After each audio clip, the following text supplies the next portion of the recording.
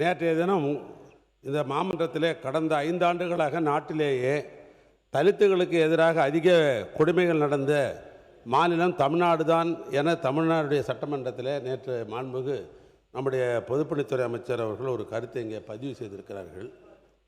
National Crime Record Bureau, Ministry of the Home Affairs, இதுதான் இந்தியாவிலேயே எந்தெந்த மாநிலத்திலிருந்து சொல்கிற ஒரு ஆதாரம். காலை உங்களுடைய அறையிலே காட்டியிருக்கிறேன். ஆக அவர் சொன்னது முற்றிலும் புறம்பானது, தவறானது. உண்மையான தரவு என்னன்னு சொன்னீங்கன்னாக்கா, உத்தரப்பிரதேசம் இதில் முதலிடத்தில் இருக்கிறது, ராஜஸ்தான் 2ஆம் இடத்தில் இருக்குது, மத்திய பிரதேசம் 3ஆம் இடத்தில் இருக்குது, பீகார் 4ஆம் இடத்தில் இருக்குது, மகாராஷ்டிரா 5ஆம் இடத்தில் இருக்குது.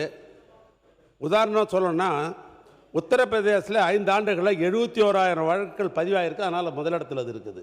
ஆனால் தமிழ்நாட்டை பொறுத்தளவுக்கு இந்த 5 ஆண்டுகளில் 8,110 வழக்குகள் தான் பதிவாகிருக்கிறது. அதனால் அதனுடைய ரெக்கார்டில் என்ன இருக்குதுன்னு கேட்டால், தமிழ்நாடு எஸ்சியை பொறுத்தளவுக்கு ஷெட்யூல் ஆஃப் கேஸ்டில் பதிவு செய்யப்பட்டதில் 10ஆம் இடத்தில் இருக்குது. எஸ்டியை பொறுத்தளவுக்கு, மலைவாழ் மக்களை பொறுத்தளவுக்கு 15ஆம் இடத்தில் தான் இருக்குது.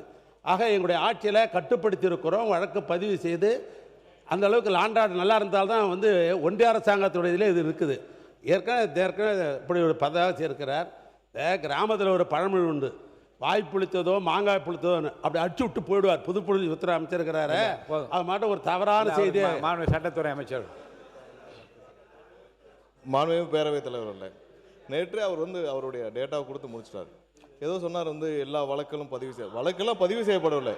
கடந்த ஆட்சி காலத்தில் அப்போ இருந்த ஒரு ராமநாதபுரம் அமைச்சரே ஒரு தாசில்தாரை, அவர் பட்டியலினத்தை சேர்ந்தவரை, அவரை உள்ள கண்ணியம் இல்லாமல் பேசி அவர் கன்னத்தில் அரைஞ்சு வழக்கெல்லாம் பதிவு செய்யப்படவில்லை. எங்கேயுமே வழக்குகள், பெரும்பாலான வழக்குகள் பதிவு செய்யப்படவில்லை. வழக்குகள் மூடி மறைக்கப்பட்டுச்சு, வழக்குகள்லாம் சப்ரஸ் பண்ணப்பட்டுச்சு. அதை குறித்து நாங்கள்லாம் பயங்கரமாக அப்போ போராட்டத்துக்கும் எல்லாத்துக்கும் அறிவித்த பிறகும் இலாக்கா தான் மாற்றப்பட்டது. ஒரு அமைச்சர் மீது ஒரு பட்டியலினத்தை சேர்ந்த ஒரு தாசில்தார் புகார் கொடுத்தும் இலாக்கா தான் மாற்றப்பட்டுச்சே தவிர்த்து அவர் மீது வழக்கெல்லாம் பதிவு செய்யப்படலை. எல்லா வழக்கிலும் பதிவு செய்திருந்தால் அப்போதே முதன்மை இடத்துக்கு வந்திருக்கும். முடிந்த விஷயங்களை எப்போதும் பேசி பேசி இது மாதிரியான தேவையில்லாத விவாதங்களை கொண்டு வர வேண்டாம். உறுப்பினர் ஏவாவேல் அவர்கள் உட்காருங்க, காலையில் அந்த ஆதாரங்களை என்னை காட்டி நான் தான் சொல்றேனுங்க. உட்காருங்க, இல்லை இருங்க, உட்காருங்க, இல்லை நான் சொல்லி முடிக்கலையே. காலை இருங்க இருங்க இருங்க இருங்க இல்லை இல்லை இங்கே வாங்க. காலை பாருங்க, காலை இல்லை இல்லை காலையிலே இல்லை நான் சொல்லிடுறேன். உட்காரு போதும், நேரம் போதும்.